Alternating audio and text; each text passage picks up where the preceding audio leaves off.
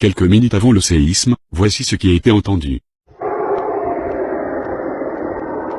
Mais pas que, nous pouvons aussi voir cela.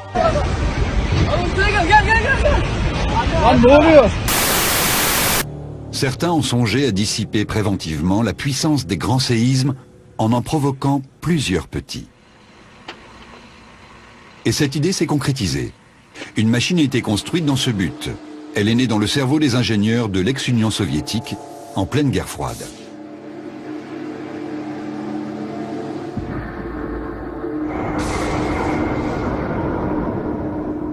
Conçue pour fournir une nouvelle source d'énergie, la machine à tremblement de terre avait la puissance d'un petit réacteur nucléaire.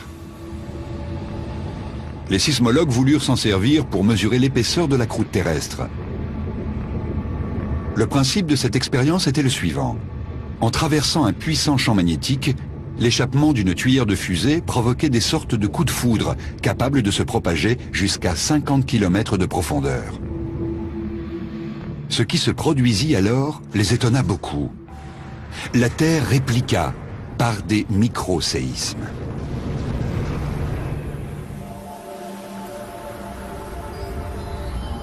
De là à imaginer qu'en soulageant la pression accumulée sous la croûte terrestre, on pourrait éviter un grand séisme comme celui qui menace Istanbul, il n'y a qu'un pas qu'il ne faudrait pas franchir à la légère. Car si une telle machine était positionnée sur une faille tectonique, nul ne sait ce qui pourrait advenir. Peut-être une incontrôlable réaction en chaîne de tremblements de terre et de tsunamis dans le monde entier.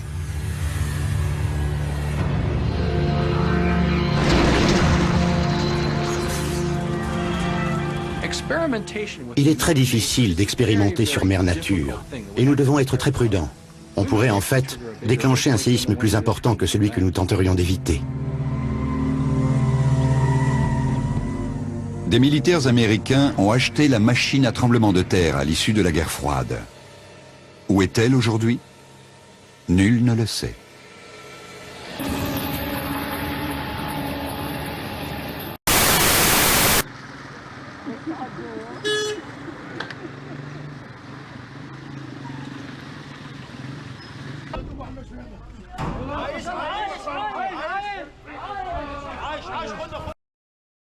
Je me dis que chaque chose en son temps.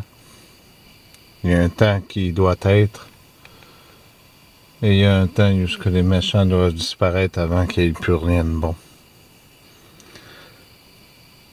J'aimerais que pendant les prochains jours qu'on lise ensemble, c'était parti du livre de vérité.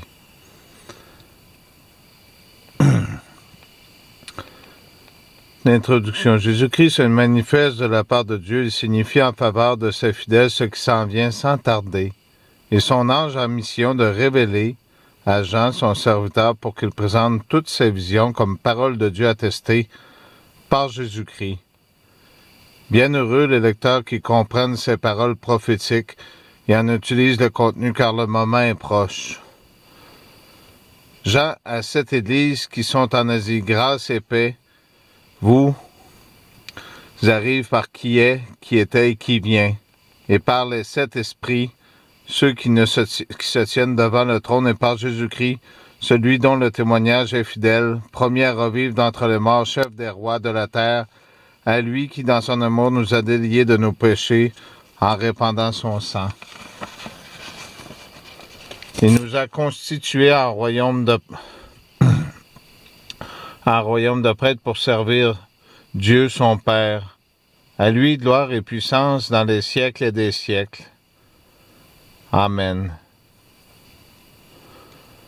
Voici qu'il revient dans les nuées au regard de tous, celui qu'ils ont transpercé, et tous les peuples de la terre vont se lamenter à cause de lui. Oui, c'est ainsi, je suis l'alpha et l'oméga, parole du Seigneur Dieu, qui est, qui était et qui vient, le Tout-Puissant.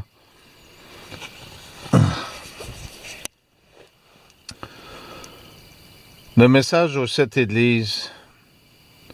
Première vision préparatoire aux 7 églises, aux 7 lettres.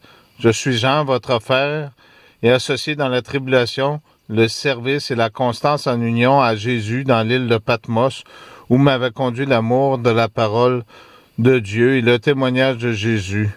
Il m'arriva, ils ont écrit un dimanche d'entendre en esprit derrière moi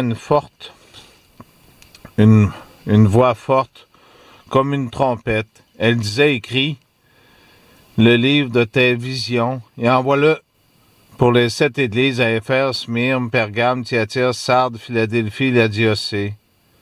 Je fis alors volte-face pour constater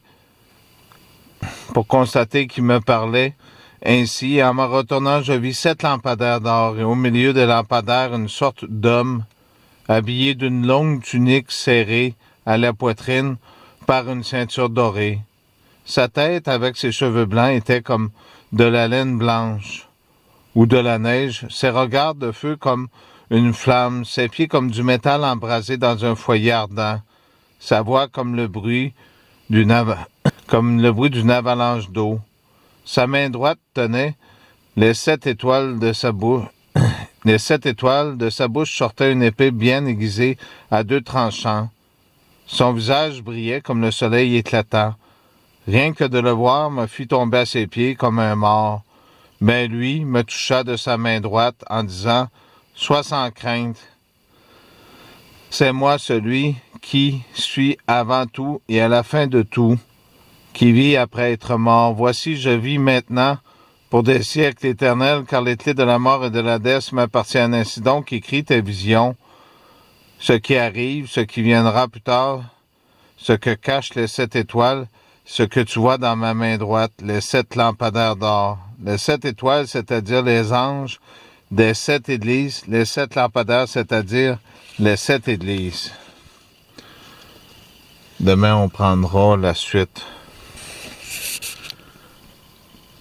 Merci d'écouter la parole. Et que Dieu le Père nous protège tous, qui protège tous les animaux. Et que tout ceci, maintenant, que toute corruption et que toute chose mauvaise se termine. Philippe, tu attendais ce moment? Eh bien, il arrive. Il est là. Tu le verras de ton vivant. Mais dis-toi que dans ton cas, comme dans le cas de plusieurs de tes frères et sœurs, parce qu'il y a des frères et sœurs, tu ne mourras pas. C'est une promesse.